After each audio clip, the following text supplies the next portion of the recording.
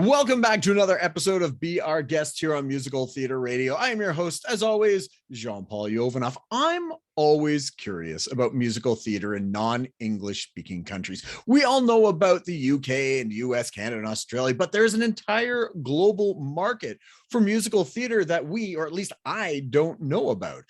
People in the industry that are doing great work, but we may just not know who they are. Well, today, let's change all that. Today's guest is a composer, lyricist, translator, teacher of musical theater in Korea. I am excited to welcome Chunhwi Park to the show. Chunhwi, how are you? I'm fine. Thank you very much for having me today. First of all, did I get the name right? Yeah, it's perfect. I mean, is it? If I pronounce it in Korean, in Korean way, it will be Park Chunhwi. Okay. But that's as close people will say in English, because it's a different language, I guess. Okay. Well, if anytime I'd say it wrong, just correct me, because I'm terrible. Course. I'm terrible at English, let alone Korean. So today will be very rough for me as well, because obviously English isn't my first language, but. So please try to bear with me. Like I said off the air, your Korean, your English is a billion times better than any other language of mine. So we're gonna roll with it. So before we get in talking about your career and everything, I want to get the 30-second bio. So who are you in 30 seconds? 30 seconds. I'm a composer lyricist based in Korea. I've been also translating musicals from Broadway to the Korean language. I would translate the lyrics as well as the book. I'm more actually was known more as a translator than a composer, but recently I had been getting some recognition in my music as well. And I have been teaching musical theater in Korea as well for about 10 years. I am so excited to explore all that stuff. But I want to take it back to when you were growing up. Was musical theater something that you grew up with, or is that something you discovered a little bit later in life? I discovered it when I was in college, actually. In Korea, when I was growing up, there was literally no musical theater. In Korea, there was one musical in Korean history in the 60s. I guess it was influenced by the Golden Age. And that was a huge hit at the time. But after that one, there wasn't really anything that's really recognizable in Korean musical history. There were obviously, I think the Korean musical theater began with the, there were Korean version of West Side Story in small theaters, but nobody really knew them. And it really kicked off in the 2000s when Phantom of the Opera hit Korea in a big way.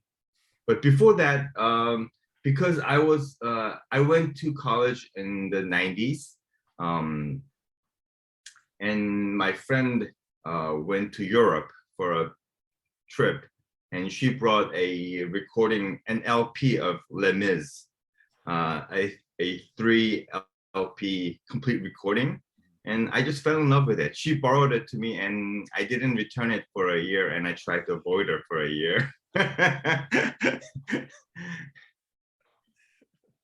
Well, it seems so that like was my first. No, I was gonna say, it seems like Phantom and Les Mis seem to be a gateway for a lot of people into musical theater. What drew you to it, to Les Mis? In the 90s, Korea was very in turmoil times. We had a lot of protests. I was involved in a little bit of college activities, political activities. I was in a singing group who used to sing protest songs.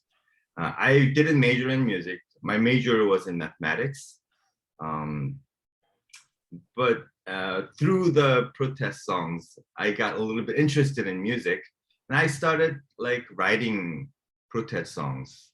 And then because Les Mis is about the French Revolution, I think that's what really first hit me. But after about a year of like getting recordings, because everything that I could get was recordings, and they weren't selling in Korea. You had to go abroad to get those recordings. And my father used to go abroad a lot for work, so I would get these recordings of musical theater stuff. And after a year, I got a little bit tired of the formula of the Lloyd Webber and those like European musicals at first.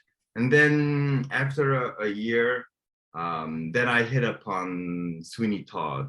And I think that's what really drew me into it. And I thought that if you could make an art that's so deep, and maybe I can try to do something similar. Like I think that's what was the starting point of a real investment in myself in musical theater, I guess. Nice. So I'm always curious when somebody has done something different than the arts in college. You went for math. What were you going to do with math if you hadn't ended up where you are? What do you think you would have done with that math? I think I probably have become a computer programmer. Okay. That's what my brother does, and yeah, math was something that like drew me in at first. I think I'm very logical kind of person. Obviously, you went the route to make money with the arts rather than the computer science. So the programming. So going after the money, I see. So you discovered all these musicals. What was the moment that you went more from the math and trying to figure out that to the arts and creating? It was a hobby at first. I would just say that I was I was just interested in the art form. The telling story through music was something that was quite spectacular for me. And everything was on the recording. I've never seen like a show there, but in college we have a mandatory military system. Every male has to go to army. Okay. And because I spoke English, I learned English when I was in middle school. My father used to work for an American bank. And he was stationed there for 2.5 years. So I followed him, and I was in New Jersey. And yeah, it was tough times for me because I didn't know anything of the, I just had to pick up the language as we that is cool. Yeah, that is not an easy thing to do. So when that was I think the English part is quite important for me because I never intended to be an interpreter. A translator. Because I went to the military and because I spoke English, I was stationed.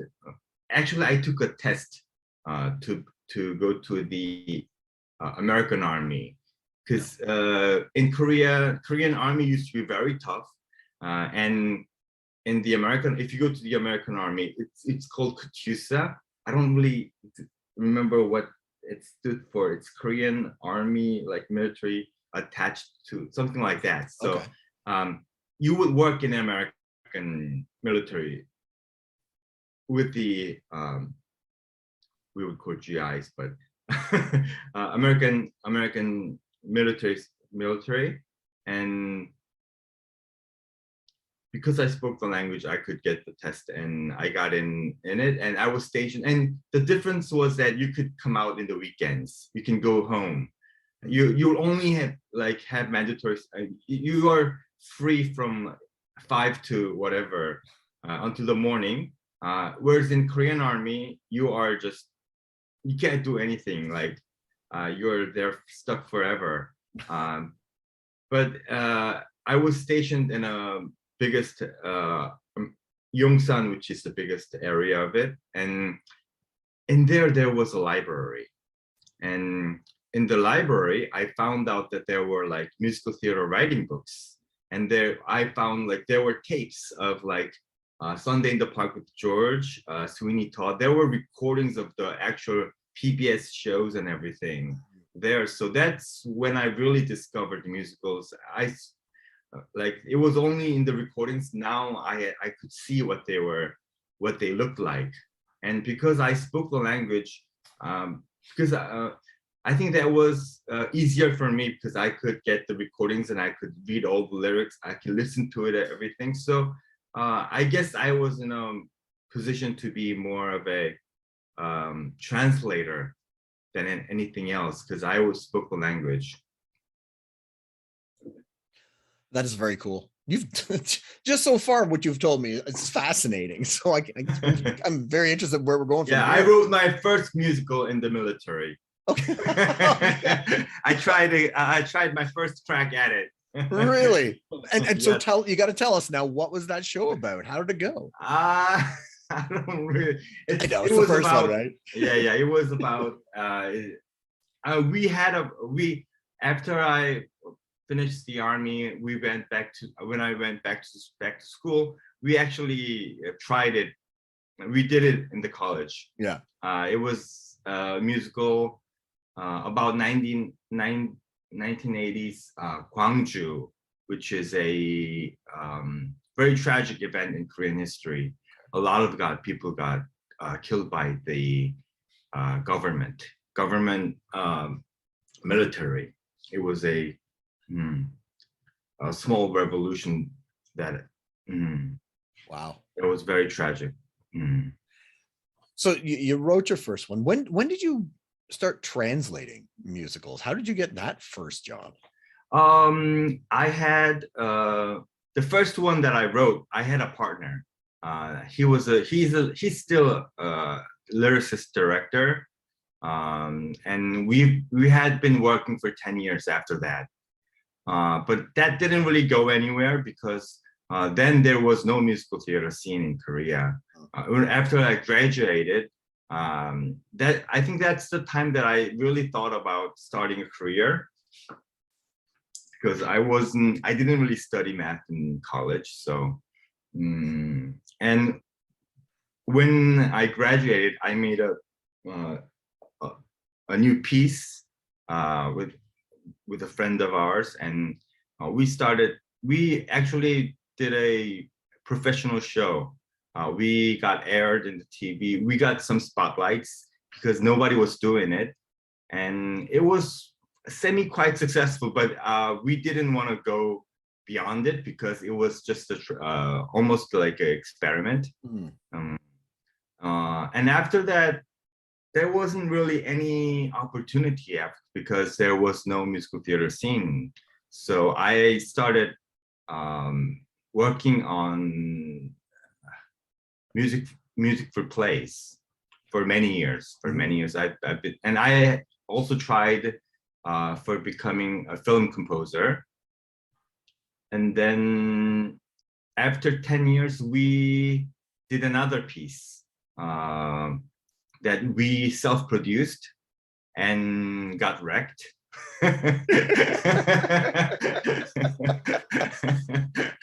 We put our own money into it and didn't work out, of course. And our partnership kind of like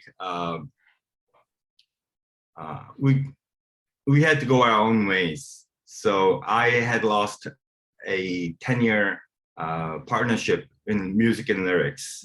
I never, because I was a math major, literature was something that I didn't dare to venture into. I thought that I would, but because I lost my lyricist partner, I thought maybe I could try something. Maybe I could like write lyrics. I always had so much admiration for his lyrics, and because I had been working with him for 10 years, I had acquired some of the skills, I guess.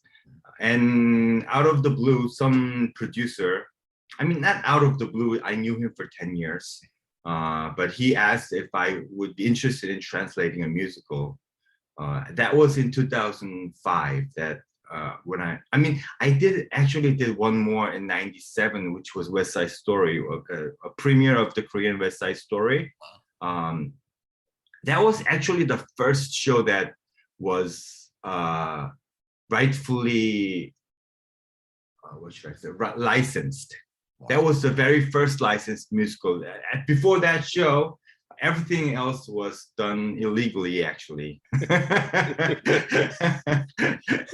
All the shows that were done didn't properly get the right license to do it. Wow. And nobody really cared what we were doing, because we were doing it so on a small scale. Yeah.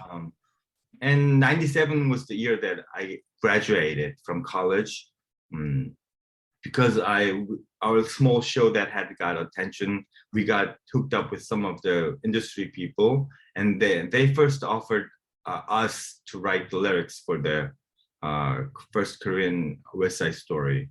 And that was a little bit of a experience.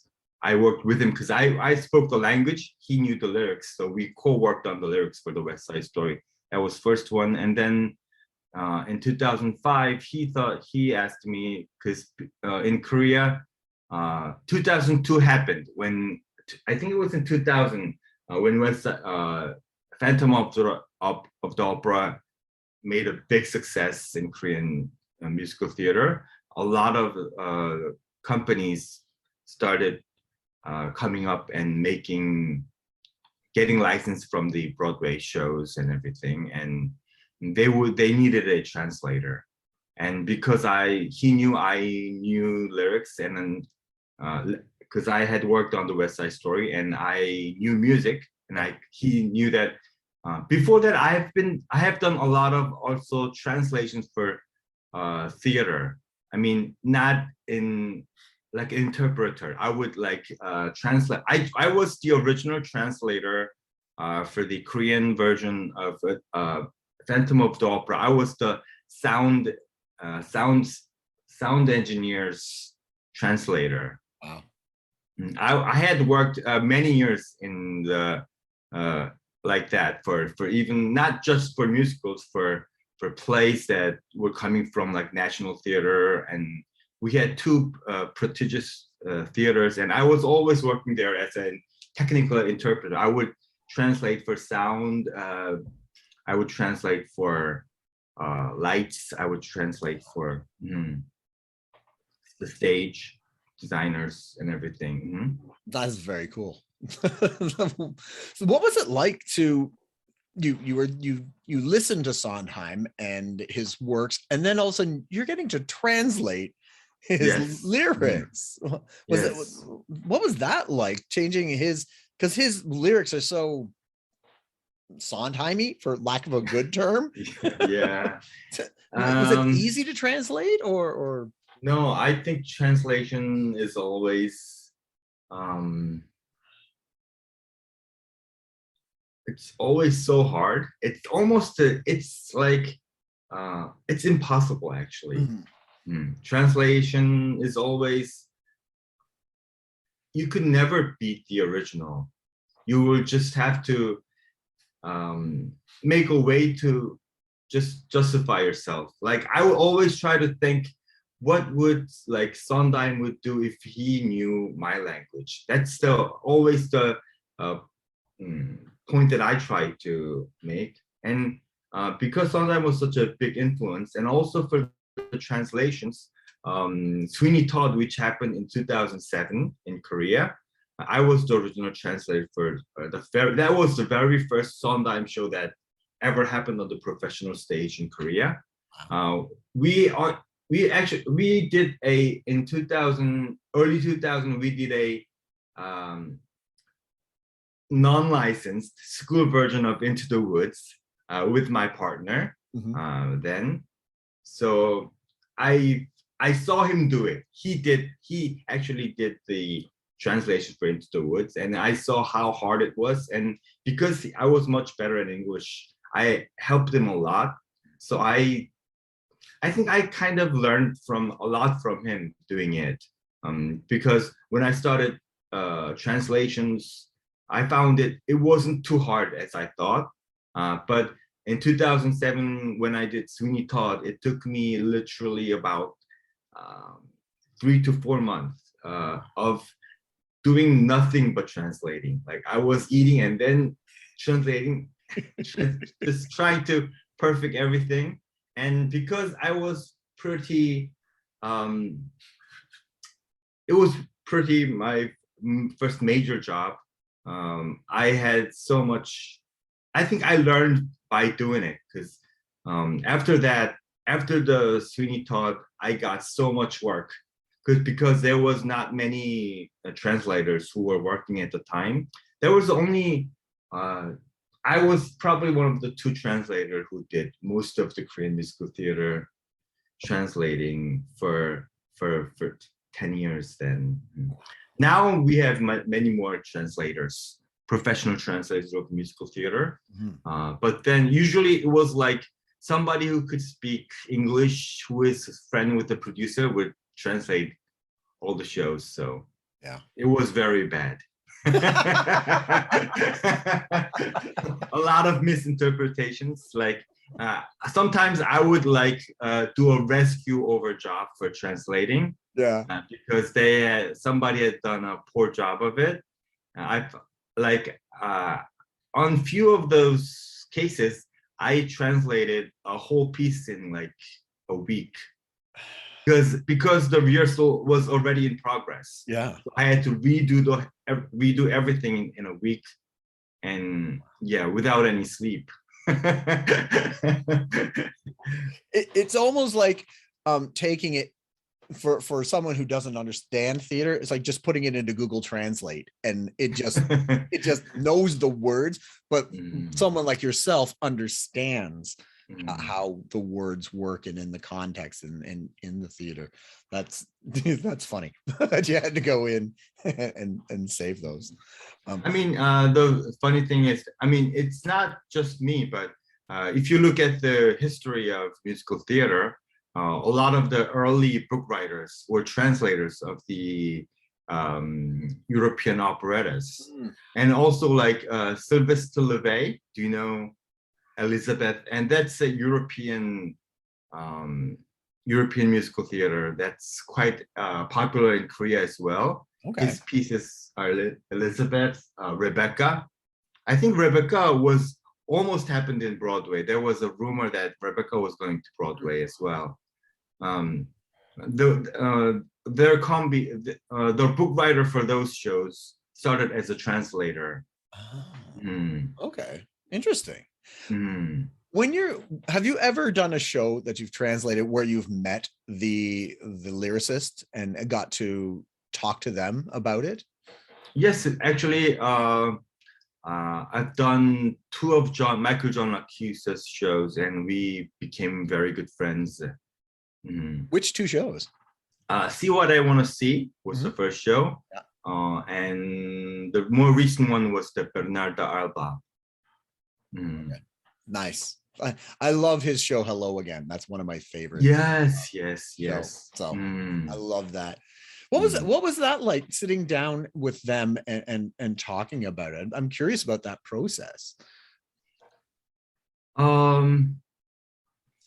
With Michael John, he came here to see the show, but like in Altar Boys, which was another show that I translated, I had a chance to speak directly with the book writer during the process. Okay. Because it was a lot of slangs that I didn't understand. Yes. So I just needed help. Sometimes I would reach out to the original writers if I could, because usually you're translating about something you don't know, and you don't know its culture, you don't know its history.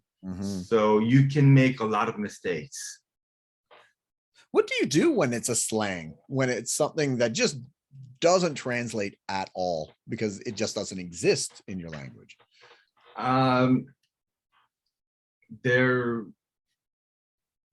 Googling is just so powerful, actually. Yeah. You can almost Google it. You learn the technique of searching. Like, you can do so much things with searching. Like, you can minus something, you can like focus on the phrase, you can You can search a whole sentence, like trying different things. And there's a lot of resources out there actually that slang that translate that you have, like you can find reference to the many different slangs. And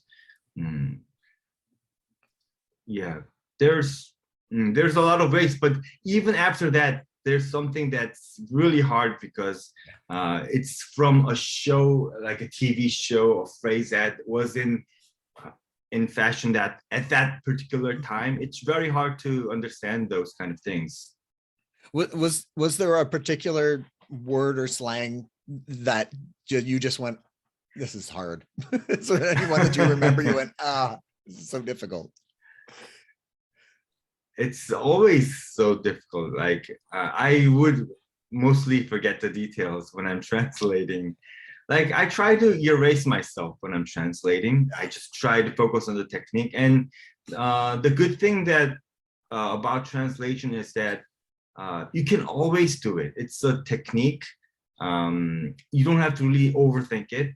You just try to erase your thoughts and just focus and try to listen to what it's trying to say.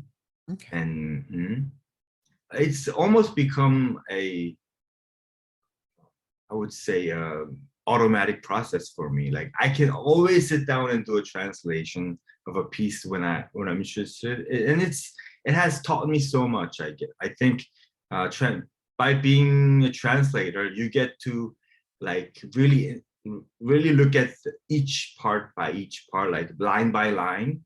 Just try to think, why would they say? If you don't understand something, if you have a question, it's usually that you're not understanding it correctly. There's always an intent, and there's always a purpose for everything in a musical theater piece. Nice. You just get to learn that. Yeah. Well, let's talk about a little about yourself and your writing. Do you have anything that you're working on right now, or just lately?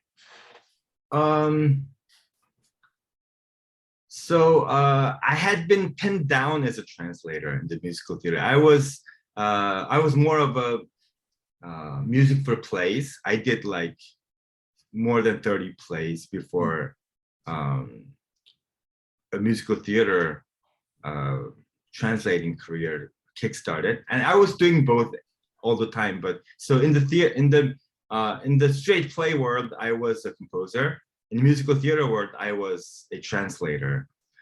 They didn't even know that I would write music. Yeah. That's how I was like pinned down for like 10 years. Wow.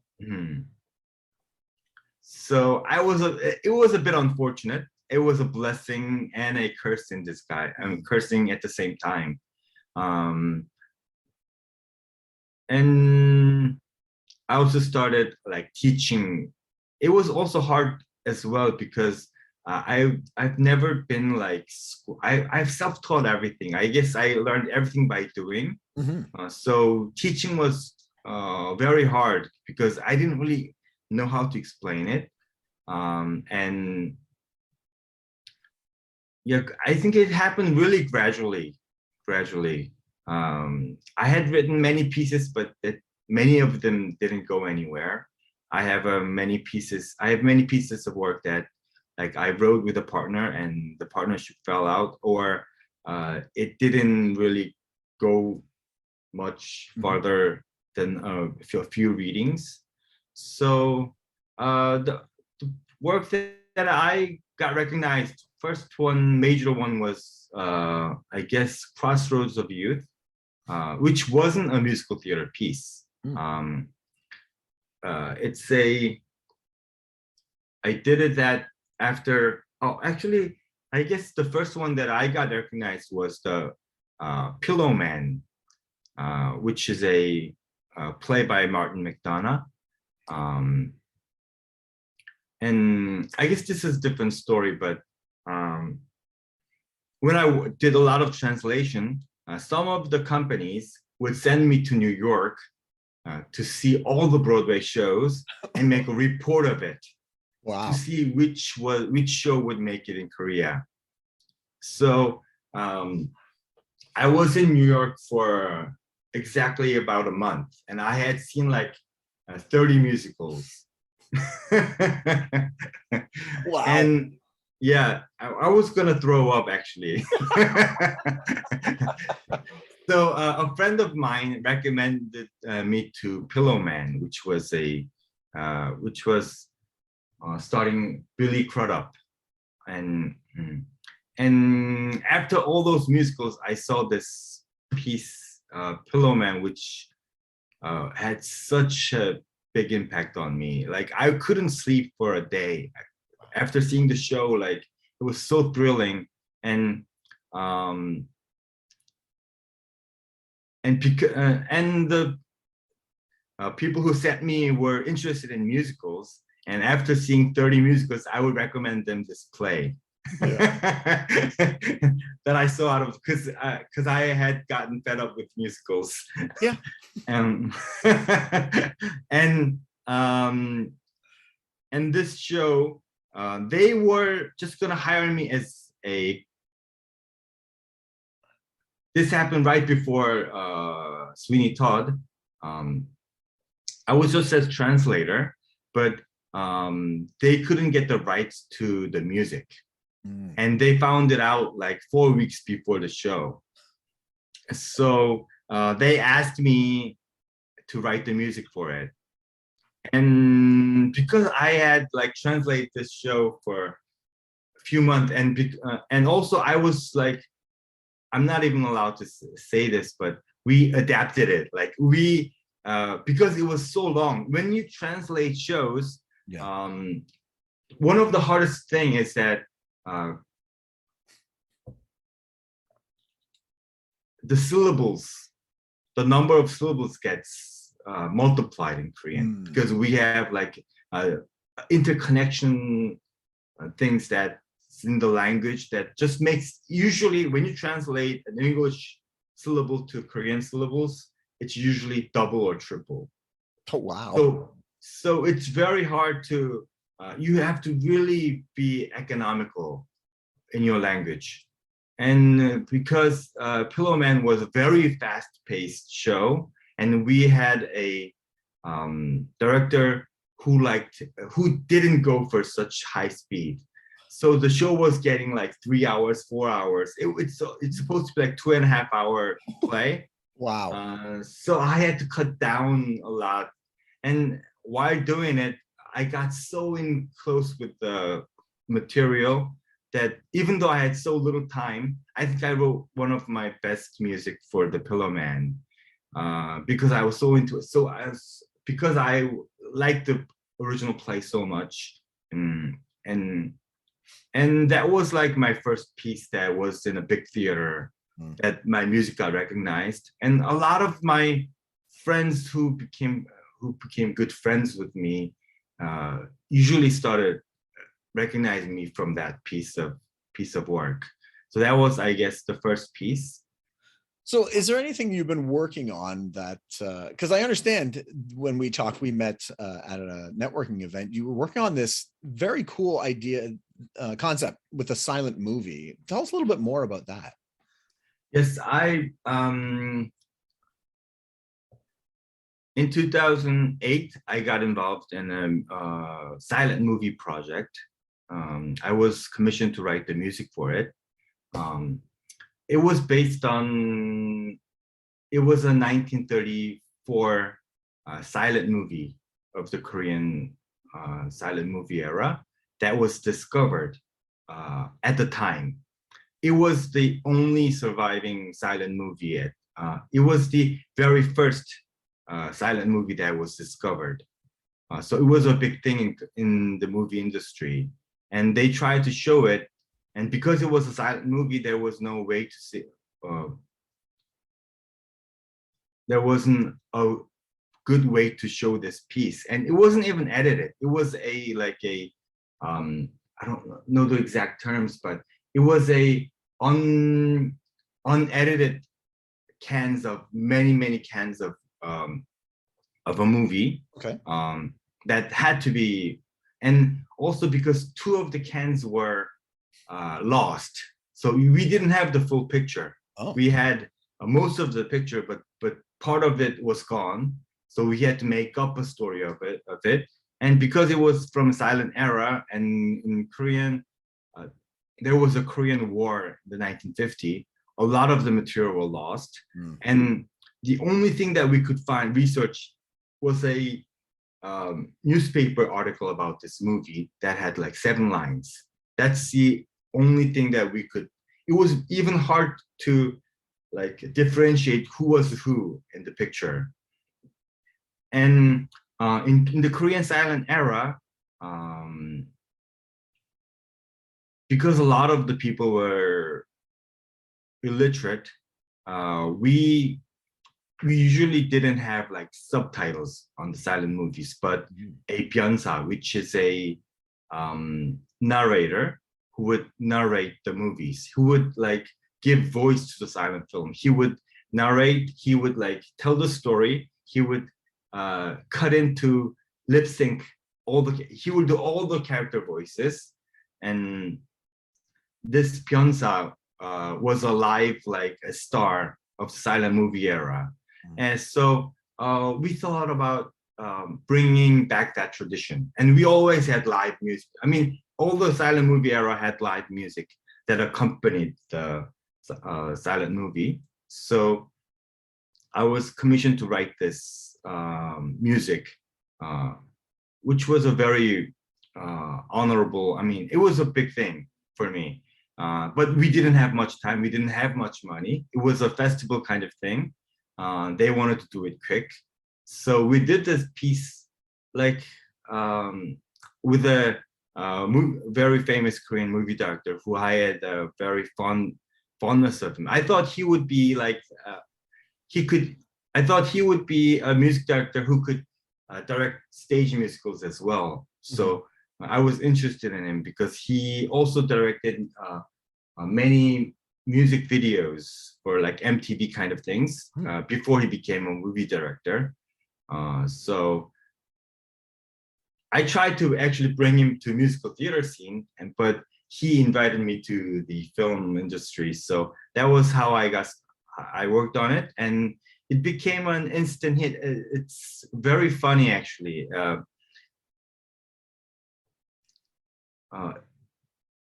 It's in the silent era when Korea was invaded by Japan. So it's a very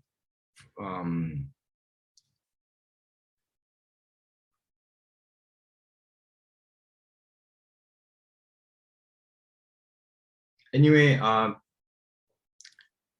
we started hitting off like the film festivals in Korea, and some of them in the film festivals, there's like international festivals. So we started getting invitations from abroad as well. So recently we had a we tried to put in more songs in it, and because I was from the musical theater background, we had an idea of putting actors in front of the screens. So inside, Byunsa would narrate the whole thing. He would like speak for almost an hour, but we would give him break, some time to rest by making it like a music video. Like we would, in fact, we would use the silent movie as a background, like a screen for a music video, and we would bring in musical theater two actors who would step out of the screen to interpret what's happening on the almost like Philip Glass did like Beauty and the Beast in some of the singing, like, and there's like an opera kind of. So I tried to do a musical version of what Philip Glass did for Beauty and the Beast, and it was very fun. And we're still writing it. Like a few months ago, we did a new version of it because we got invited to do it again. It's almost 14 years ago since I first wrote it. We've been playing it in Lincon Center. We did it in Barbican. We did it in Mexico. Like we did it in Germany, like Australia. We've been doing it all over the world. And we're going to have another one coming soon in the States, in LA and New York and other cities as well. So we try to rewrite it. We added a few more songs recently to it. That's when we had that interview. We had the meeting. So Yeah, that's what I was talking about. That is very cool. Mhm. That just fascinating, all the stuff. Again, I don't know any of this stuff, and I love to learn, and I hope our listeners do too. And if they don't, that's okay. I'm enjoying it. So I just want to thank you so much for coming on and telling us a little bit about yourself and the world of musical theater in Korea. And I mentioned this off air, but I'd love to do a roundtable with you and a few other people to talk about more about Korean musical theater and where it started and where it's going and things like that. So I look forward to talking to you again at some point. Okay, sure. Thank you so much for having me. Thank you again to Chunhwi Park for coming on today and telling us a little bit about Korea and musical theater there. Tune in next week as we'll have another guest or guests talk about their life, love, and passion that is musical theater. I'm your host, as always, Jean-Paul Yovanov. And until next time, I'll see you when I see you.